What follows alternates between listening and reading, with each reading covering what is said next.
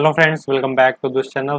आज हम डिस्कस करने वाले हैं थर्मल प्रॉपर्टीज़ ऑफ मैटर। तो थर्मल प्रॉपर्टी की बात करें तो जो मटेरियल्स होते हैं उनकी जो थर्मल प्रॉपर्टीज़ होती हैं, यानी टेम्परेचर को बढ़ा रहे हैं या घटा रहे हैं, तो वहाँ पर टेम्परेचर के चेंज होने की वजह से कौन कौन सी प्रॉपर्टीज़ चेंज होती हैं और कितना चेंज होती हैं। ठीक है, ये हम एनालिसिस इस चैप्टर में करते हैं और उसका रिवीजन यहाँ पर हम करने जा रहे हैं। तो उम्मीद है आप इसको पहले से पढ़ चुके हैं, नहीं पढ़े हैं तो पढ़ लीजिए। एक बार क्विक रिवीजन यहाँ पर आप देख सकते हैं और बार बार रिवाइज कर सकते हैं इसको, तो इससे मेमोराइज रहेगा। ठीक है, तो शुरू करते हैं थर्मल प्रॉपर्टीज़ ऑफ मैटर। तो इसमें सबसे पहले तो समझते हैं कि थर्मल लॉ क्या होते हैं। तो थर्मल लॉज में अगर हम बात करें तो स्टीफेंस बोल्ट्जमैन लॉ आता है, वीन डिस्प्लेसमेंट लॉ आता है, किरचॉफ्स लॉ आता है, न्यूटन्स लॉ ऑफ कूलिंग होता है, राइट। तो इसके बारे में हम डिस्कशन करेंगे। सबसे पहले पढ़ते हैं कि मोड ऑफ हीट ट्रांसफर, यानी कि हीट होता है तो ऑब्वियस सी बात है कि जो उसका मोड होगा, हीट ट्रांसफर होने का जो मोड होगा वो कौन कौन सा होगा। एक कंडक्शन होता है, एक कन्वेक्शन होता है और एक रेडिएशन होता है, राइट। तो कंडक्शन क्या होता है? कंडक्शन होता है heat transfer through molecular collisions without any actual motion of matter. तो मैटर का कोई एक्चुअल मोशन नहीं होगा, but there will be molecular collision, molecules आपस में टकराएंगे। तो अगर दो मॉलिक्यूल्स आपस में टकरा रहे हैं, ठीक है, तो वहाँ पर क्या होगा कि दोनों एक दूसरे को हीट ट्रांसफर करेंगे। तो जैसे मान लो कि कुछ इस तरीके से दो मॉलिक्यूल हैं किसी भी एक ब्लॉक के। अब ब्लॉक में कह रहा हूँ तो कोई मटेरियल ले लो, जैसे लकड़ी ले लो या फिर कोई प्लास्टिक ले लो या फिर कुछ और ले लो, ठीक है, जहाँ पर ठोस अवस्था हो। तो ठोस अवस्था में क्या होगा कि जो ब्लॉक्स हैं, ठीक है, इनमें छोटे छोटे पार्टिकल्स होंगे जिससे मिलके बना है ब्लॉक। तो ये छोटे छोटे पार्टिकल्स वाइब्रेट करते हैं अपने प्लेस पर। तो अपनी प्लेस पर जब ये वाइब्रेट करेंगे तो अपने साइड में भी वाइब्रेशंस को ट्रांसफ़र करेंगे, ठीक है। तो इस मॉड से हीट को ट्रांसफ़र किया जाता है एक सिरे से दूसरे सिरे में कंडक्शन के थ्रू। तो कंडक्शन क्या है? Heat transfer through molecular collision. Molecules collide करते हैं आपस में, right, without any actual motion of matter. तो मैटर यहाँ मोशन नहीं करता है। कन्वेक्शन क्या होता है? Convection is heat transfer by actual motion of matter. यहाँ पर जो मैटर है वो मोशन करता है, वो जो है मूव करता है नीचे से ऊपर की तरफ, ठीक है। जैसे मान लो कि आपके पास अगर कोई एक बर्तन है, ठीक है, मान लो आपके पास एक पॉट है कुछ इस तरीके का। पॉट बहुत अच्छा नहीं है बट ठीक है।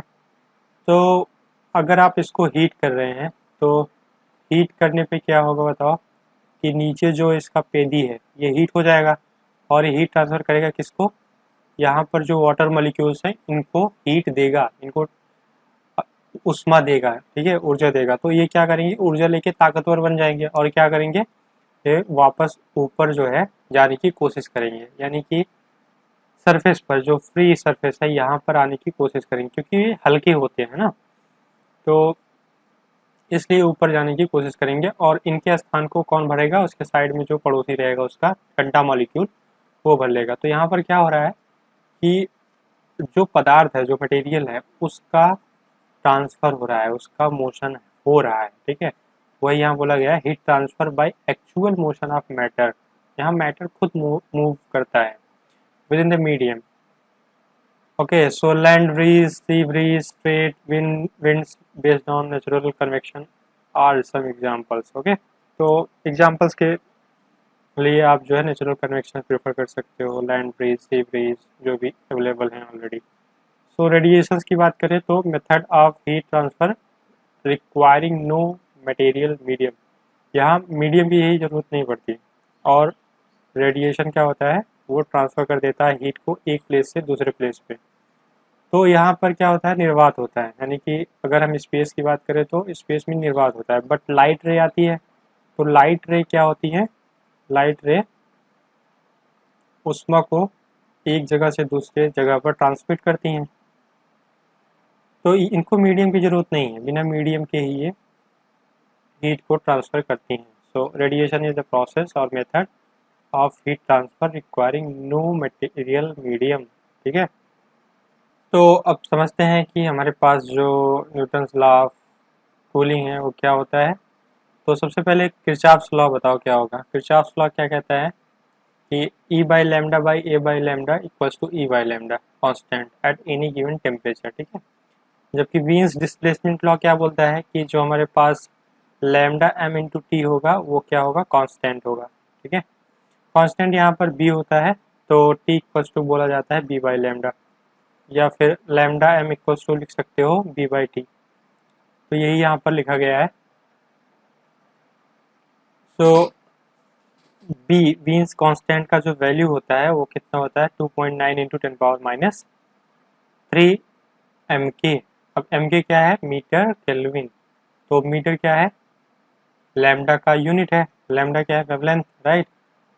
अब इसके बाद हम यहाँ देखते हैं स्टीफन्स बोल्ट्जमैन लॉ। तो ई प्रोपोर्शनल टी पावर 4, ये स्टीफन बोलते हैं कि जो हीट ट्रांसफर होता है वो प्रोपोर्शनल होता है टेम्परेचर, उस बॉडी के टेम्परेचर के पावर 4 के बराबर। अब प्रोपोर्शनलिटी साइन हटाओगे तो equals to sigma T power 4 मिल जाएगा, और सिग्मा का वैल्यू होता है 5.672 joule per second metre square kelvin power 4।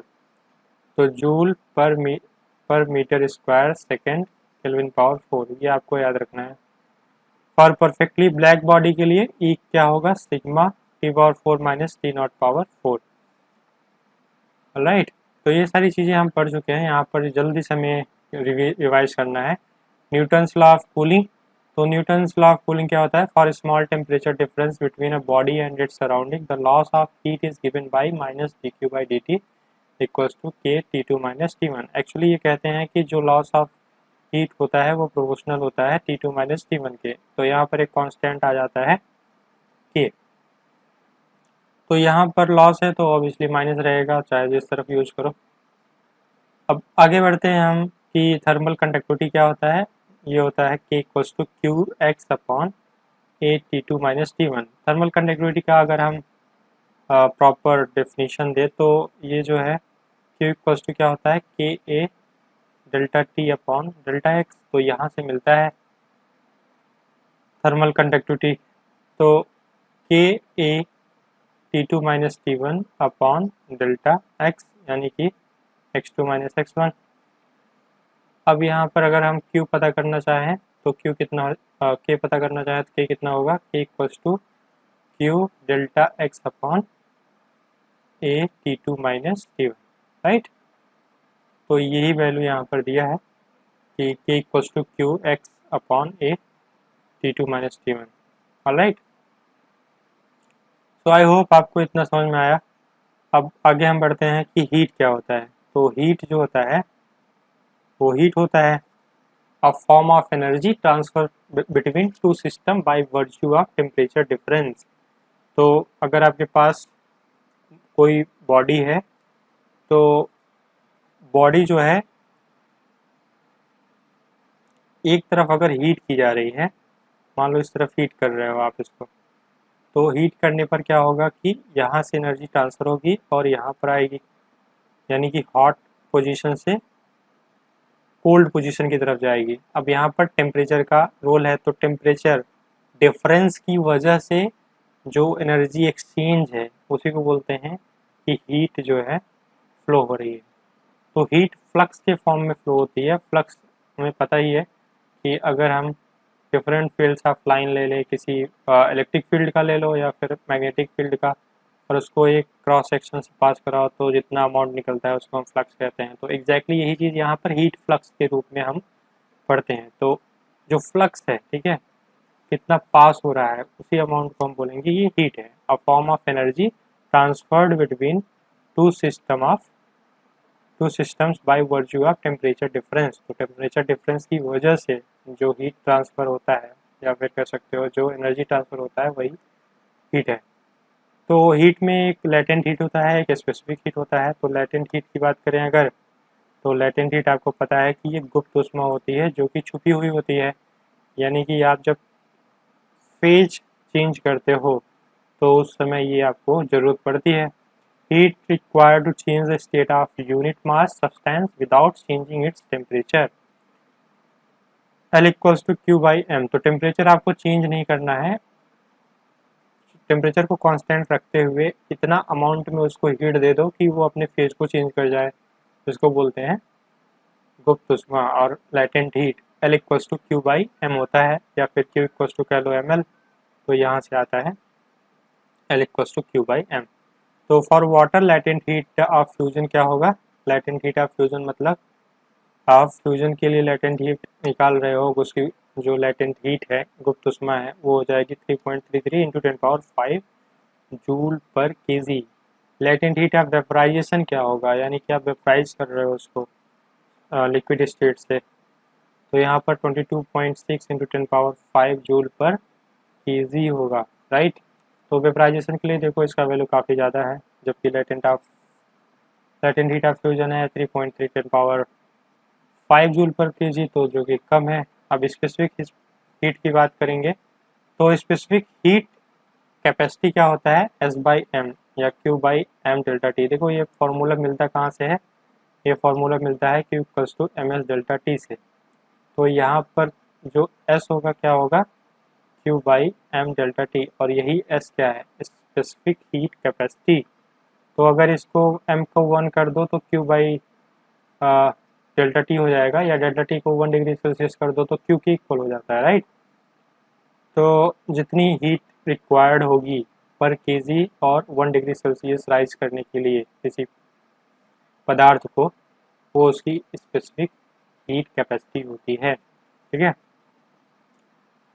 Next है heat capacity, molar specific heat capacity. तो मोलर के लिए हम एन डिवाइड कर देते हैं तो मोलर में कन्वर्ट हो जाता है, जो मास होता है उसी को मोलर में कन्वर्ट कर देते हैं, तो एम की जगह एन ले लेते हैं। Alright, so principle of calorimetry, ये इसका प्रिंसिपल क्या है? Heat loss equals to heat gain, यही प्रिंसिपल होता है, इसी के बेसिस पर वर्क करता है कैलोरीमेट्री। ओके, थर्मल एक्सपेंशन क्या होता है? Increase in dimension due to increase in temperature. तो थर्मल स्ट्रेस की बात करें तो obviously delta upon A equals to Y delta L upon L होता है, जो कि जहाँ वाई क्या है? यंग्स मॉडुलस होता है, ठीक है। तो स्ट्रेस क्या होता है? स्ट्रेस होता है sigma equals to Y delta L by L, right. आप इसको वाई लिखो या ई लिखो, इट डिपेंड्स ऑन यू। तो यहाँ पर जो ये सिग्मा है यही स्ट्रेस है, तो इसी को लिखा गया है डेल्टा एफ बाई ए। तो जो हमारे पास प्रेशर मिलता है वो होगा सिग्मा के फॉर्म में, तो delta F by a force upon area अगर कर लो तो आपको मिल जाएगा स्ट्रेस, राइट। क्यूबिकल, अब यहाँ पर टाइप्स इन सॉलिड, जो थर्मल एक्सपेंशन होता है वो कितने टाइप का होता है? तो 3 टाइप का होता है, ठीक है। पहला क्यूबिकल एक्सपेंशन, दूसरा होगा थर्मल एक्सपेंशन, और व्हाट,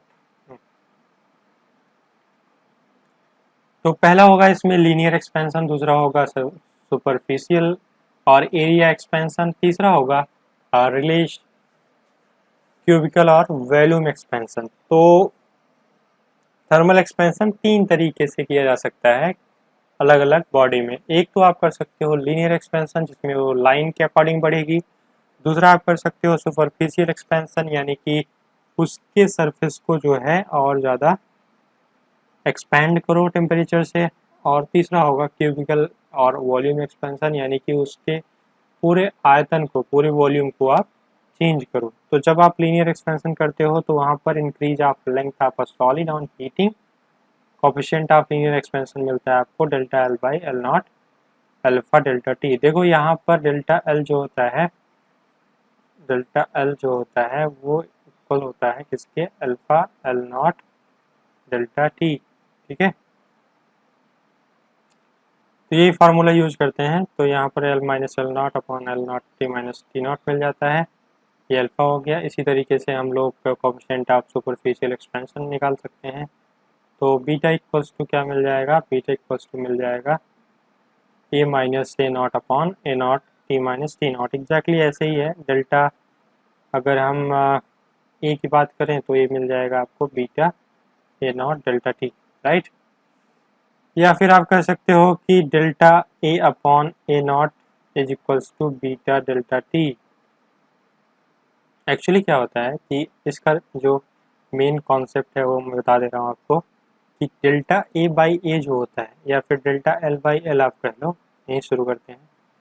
तो जो चेंज इन लेंथ होता है डिवाइडेड बाय ओरिजिनल लेंथ, ठीक है, वो प्रोपोर्शनल होता है किसके, चेंज इन टेम्परेचर के। तो यहाँ पर एक आपको कांस्टेंट मिल जाता है जिसको हम कहते हैं, क्या कहते हैं हम लोग, कहते हैं कि एक अल्फा है, अल्फा इंटू डेल्टा टी हो जाता है। इसी से फॉर्मूला बना देते हैं, ठीक है। सेम यही चीज़ अप्लाई होती है सुपरफिशियल में भी और क्यूबिकल में भी। तो क्यूबिकल में क्या होगा, gamma equals to D V upon V not D T हो जाएगा। तो आप डी वी के फॉर्म में भी लिख सकते हो या फिर डेल्टा की फॉर्म लिख सकते हो, increase in volume of solid on heating, coefficient of cubicle expansion. अब अल्फा बीटा गामा में रिलेशन क्या होगा, मेन मुद्दा ये आता है ना। तो अल्फा बीटा गामा का जो रेशियो होता है वो आपको मिलेगा 1:2:3 के फॉर्म में। ओके, ये लिखा है। तो गामा इक्वल किसके होगा, 2 बीटा के, और 2 बीटा इक्वल होगा 3 अल्फा के। उम्मीद है आपको रिलेशन समझ में आया और आपको टाइप समझ में आ गए कि सॉलिड में किस तरीके से वर्क करता है। अब हम लोग समझेंगे क्या कि टेम्परेचर क्या होता है। टेम्परेचर क्या है, डिग्री ऑफ हॉटनेस और कोल्डनेस ऑफ बॉडी। किसी बॉडी का जो हॉटनेस होता है या फिर उसका कोल्डनेस होता है, ठीक है, उसका मेजरमेंट कैसे करोगे, थर्मोमीटर के हेल्प से। तो ये है रिलेशन, इसको आपको याद रखना है। T C minus 0/100 - 0 equals to T F minus 32/200, 12 minus 32 equals to T K minus 273.15 upon 373.15 minus 273.15 equals to R upon 80। तो यहाँ पर क्या हो रहा है, हो क्या रहा है कि जो अननोन टेम्परेचर है, जो अननोन टेम्परेचर है टी सी, उसको लिख लो, और इसका जो लोअर लिमिट होता है उसको लिख लो। किसका लोअर लिमिट, सेल्सियस स्केल का लोअर लिमिट, ठीक है, 0 हो जाएगा, और upper limit 100, lower limit 0। Same वही चीज़ कर लो सभी के साथ, तो आपको मिल जाएगा रिलेशन। चेंज कर सकते हैं यहाँ से ना, टी सी को चेंज करना है टी एफ में। टी सी क्या है, सेल्सियस, एफ टी एफ क्या है, फ़ारेनहाइट का टेम्परेचर, टी के क्या है, केल्विन का, आर क्या है, र्यूमर का। तो आई होप आपको इतना सब कुछ समझ में आ गया। तो हमने रिवाइज कर लिया कि थर्मल प्रॉपर्टीज़ ऑफ मैटर, जो कॉन्सेप्ट पार्ट था हमने जल्दी से रिवाइज कर लिया। तो बस आपको ये सारी चीज़ें याद रखनी है। अभी और भी रिविजन्स मैं आपको प्रोवाइड कराऊंगा, तो रिवाइज करते रहो आप, जिससे आपकी मेमोराइजेशन पावर बनी रहेगी और आप जुड़े रहोगे टॉपिक से। Thank you so much for watching. Subscribe this channel and share with your friends so that they can get benefit, right?